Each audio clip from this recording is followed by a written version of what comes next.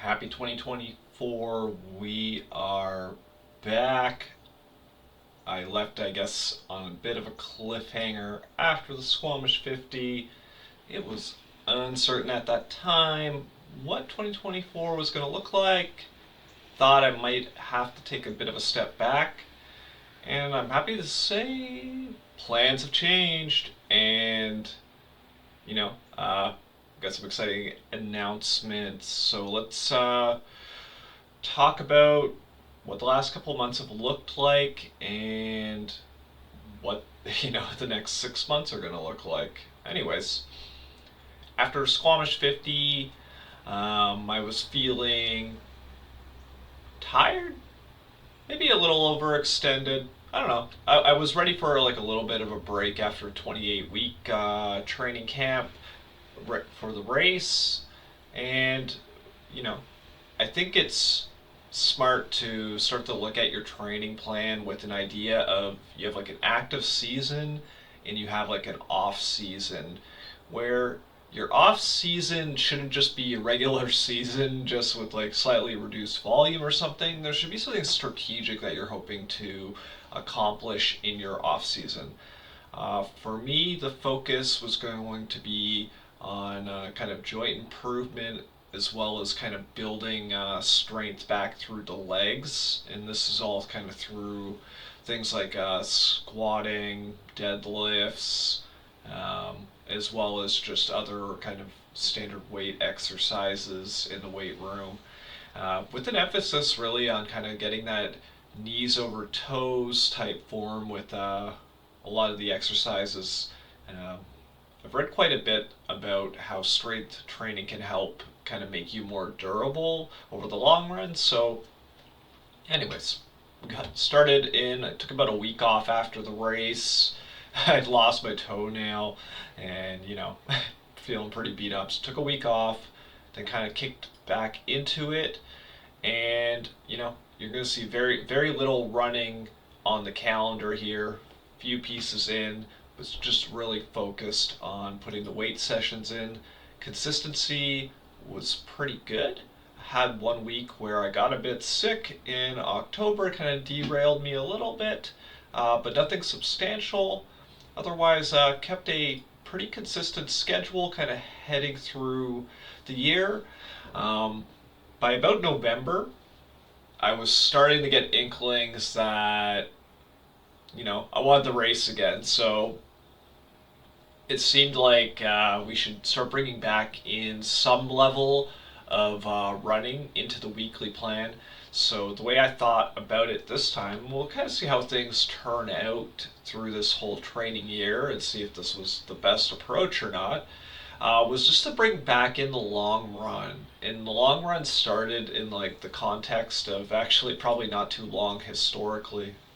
Wow, Strava's shit in the bed. 10K calling it a long run, but with the idea of just incrementally building up the long run. Just what we a 10 and a 10, 12,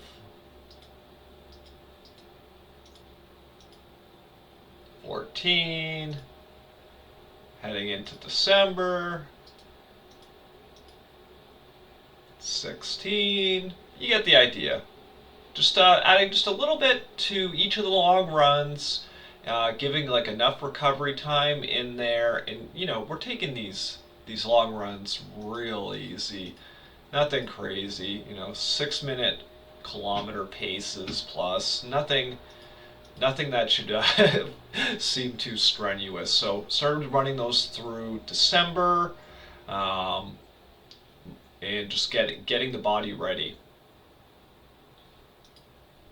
Brings us to January, and for the first kind of week and a bit of January, I was a bit on the fence. What are we doing? What are we doing? What are we doing?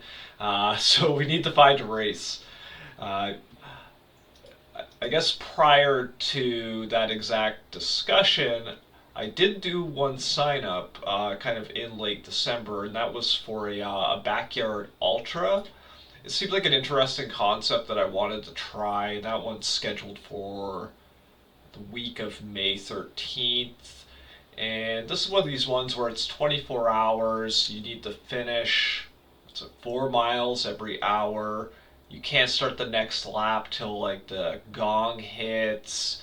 Kind of like what that Lazarus or Laz guy does with the Barkley Marathon, I think it is. If anything, they're biting his concept. But yeah, gonna try one of those out. It's on a pretty flat course, and and that was gonna be like my main little race for the year. But guess what? Plans changed. I want a full training camp, and we're going in. So what is the game plan? Well, we're hopping in deep. We're going after the Quebec Mega Trail 100-mile race. I've only ran in the Rockies at this point, and I haven't really traveled east to see what our friends in Quebec are doing and what the elevation and what the terrain's like. But I had some insights, kind of looking at the YouTube videos and everything of what the course looks like. And being an Ontario native, I noticed a lot of similarities with obviously the type of like flora and fauna in the environment. While I don't have this kind of elevation around, a lot of the trails I run had a lot of similarity with the things I was seeing. So that made me comfortable to some extent. This is 100 miles, it's a ton of elevation. You know, the cutoffs, you're starting this thing at 9 p.m. at night. Average cutoff time or average finish time of 33 hours, 30 minutes with a cutoff of 40. This should stand out to you as, there's a fair percentage of people that just don't finish. Because if your average time is this close to your cutoff time, yeah, probably 25% or something don't make it. I'd have to run the numbers, but if you do like a distribution, there's got to be a decent amount that don't make the cutoff. So yeah, this is a real race. The only reason I was able to even sign up for this one is using the Squamish 50 as a ticket in, and that kind of worked out because the other distances were completely sold out. So I was going 100 on this or not or nothing. So we got that in. So we need a training plan. I'm working the training plan out right now. I'll show you the rough version. Right now, I'm considering this next kind of 7 weeks as like a preseason kind of build up. We're just going to add some volume, smaller runs, get used to running, you know, 3 to 5 times a week, hopefully closer to the 5 side of things. But I'm going to be very acute to how the body's feeling and make sure I'm doing the right level of intensity with it, with the target of like the actual camp starting February 19th and then building up from there. I took the 100-mile plan from last year because that's what we kind of built off of, and up the distances just a little bit, about 4 or 5%. And that's to account for and hopefully kind of push my current growth forward. If you keep applying the same stimulus to your training, but your training starts to peter out, the same stimulus is really just going to help you maintain where you're at. If you're looking for growth, you need to kind of reinvigorate that, whether that's through adding more distance, more intensity sessions, you know. In the case of the weight room, it's like adding more sets, adding more weight to the bar, perhaps changing some of your training modalities you're trying to invoke a response. Anyways, idea is trying to hit a top week of 120 on the highest end, and we're going to talk about potentially here having 6 weeks in the plan where we clear over 100K. Last year it was essentially 3 weeks where we did that, so we're just going to try to push this a little bit further. And this stuff is an estimate. The same way in like software engineering, which is what I do when I'm not running, we look at kind of the high level plan, and we set out some kind of rough markers on what the sizing and complexity, in this case, what the intensity of the running should potentially look like.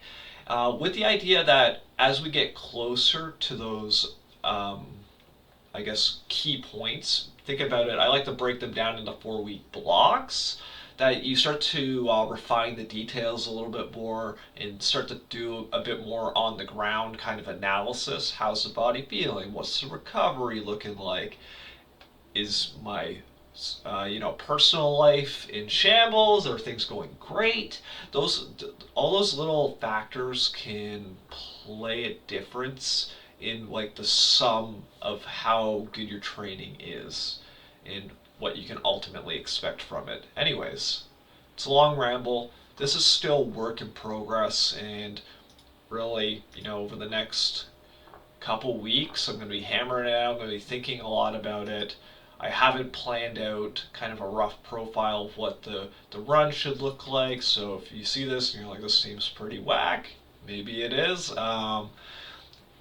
Yeah, just we're at the point where it's going to spend a lot of thought about what it's going to look like, as well as keeping in mind what were the improvement points from last year.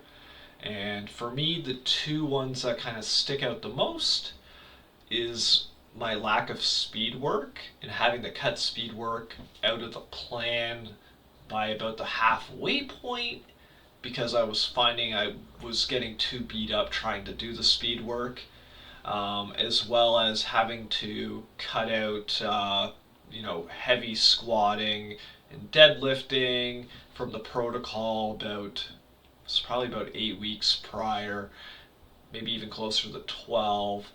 So I started to lose that strength component as well. And I want to look at how I can achieve on those without falling apart. It might come down to just going, hey, let's come in on the weight sessions, let's cut the sets in half, and let's bring the weight down 30%, and let's run it for like a week or two. See how things feel. Are we getting the benefits of the machine? Because I want to maintain the strength component because I think it's going to help the longevity. And I did notice some kind of knock-on effects when I did cut that out of the late point of the training. Anyways, some of this is anecdotal, some of it's hard to measure, and this is probably what you're going to see with your own training is that things can get messy in the weeds. Anyways, yeah. This is where we're at currently. So yeah, Quebec Mega Trail, this thing looks sick. If you haven't caught the vibe, I'm all about the adventure, and this looks like an adventure. It's a pole race, point to point. So an interesting elevation profile on here. Looks like there's going to be some pretty deadly climbs. These are going to be a grinder. This one especially stands out to me. Looking pretty steep. Fun times. Anyways, yeah, this guy's scheduled for July 5th, and can't wait. So, gotta think about the crew, gear, strategy, and let's see if we can execute a better training plan this year. This is where I'm at. Do you got a race planned yourselves for this year? If you do, I don't know, let me know. I'm curious. I always find it interesting to look at other people's training plans and how they're going, not as necessarily as a direct point of comparison, because I think that's a dangerous thing. But I think we can learn a lot from each other when we see the training modalities, what are the consistencies, and kind of what kind of outcomes is that person trying to get. Yeah. Anyways, long ramble. I'm back in it and looking forward to this year. And I will see you on another update. I'm not sure exactly the cadence I'm going to do in this kind of pre-season. Probably cut something maybe 2 weeks before we hop back into full gear. Still got to figure a few things out, but yeah, coming back after it. Bye.